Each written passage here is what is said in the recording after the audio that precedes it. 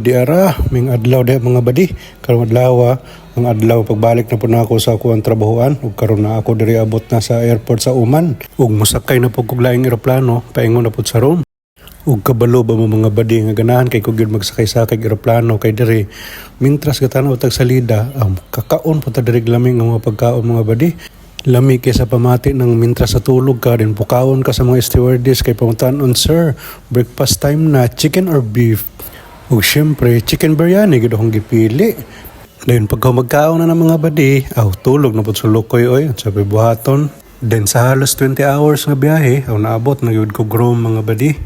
Ug nakuha na pud na ako akong luggage diha. Then pagkahuman gitagbo na mi sa among agent, gidala sa hotel. Dayon sa hotel, gi-ready na nila among panihapon mga badi kay late naman mi naabot mga alas 11 sa gabi naman. Ug naara ilang mga lamian ng mga pagkaon diring dapita badi. Naawar ko na umilit nga baga kayo palamanan og patatas. Ug mao na to mga badi, ugma na po. Bye.